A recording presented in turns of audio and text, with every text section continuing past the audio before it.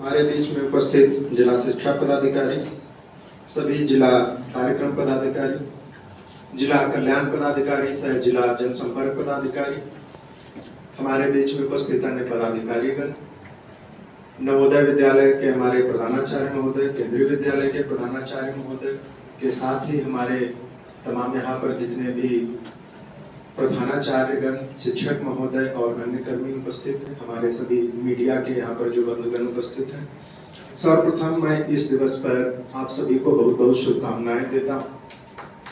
और ये इस जगह पर एकत्रित होने के पीछे हम लोगों का इतना मात्र उद्देश्य था कि जिन भी शिक्षकों ने हम सभी को इस मुकाम तक पहुंचाया, हमसे यहाँ पर तात्पर्य जितने भी लोग यहाँ पर उपस्थित हैं, उन सभी के प्रति हम लोग सामूहिक रूप से अपना जो है शुभकामनाएं अर्पित करें, धन्यवाद अर्पित करें।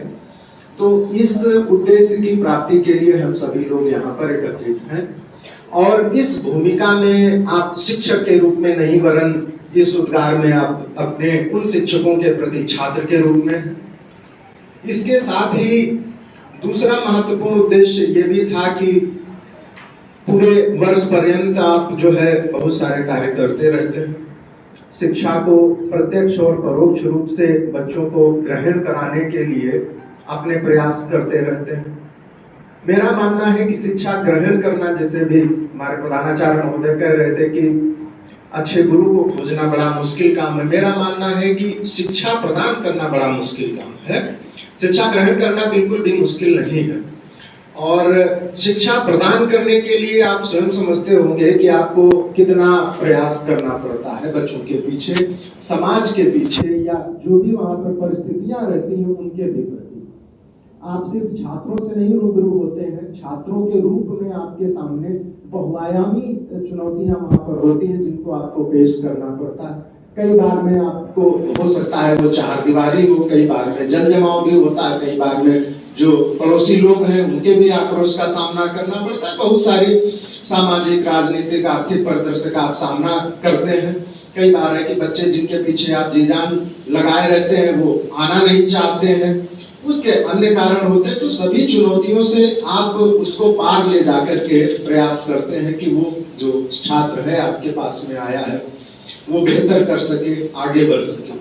तो ये दिन उन सारी जो चुनौतियों को आप फेस करते हैं, सामना करते हैं और उससे पार जाकर के एक बच्चे को या बच्ची को आप उस रूप में पहुंचाने का प्रयास करते हैं कि वो अपने पैरों पर खड़ा हो सके और समाज, जिस समाज से वो गुजर रहा है, निकल रहा है, आगे बढ़ने का प्रयास करता है, उस समाज के लिए वो कुछ कर सके। यानी ग्राह्य का जो रूप है उसका, वो प्रदाता के रूप में, देने वाले के रूप में रोल लाने तक जो ढालने का आपका काम है, उसमें अतिशय चुनौतियों का आपको सामना। ये भी कहा गया है कि जैसे कहावत है कि ये साम न विद्या तपो न दानम, विद्या पहले स्थान पर है, बाकी चीजें उसके बाद में आती हैं। और जहां पर विद्या नहीं है, या जहां पर कहने का मतलब है शिक्षक नहीं है, तो वो क्या है, वो मनुष्य जो है इस मृत्यु लोक में बोझ के समान जो है मनुष्य रूपेण नगास चरंत वाली हालत होती है। तो ये आप ही हैं, कहने का मतलब शिक्षक ही है जो वजूद का एहसास करवाता है। और अगर कहा जाए कि शिक्षक की उपस्थिति जो है वही अपने आप में काफी है मानव मात्र को कल्याण की ओर ले जाने के लिए। तो मैं ज्यादा अपने यहाँ पर समय जो है नहीं ये करूंगा, आप लोगों का समय नहीं लूंगा।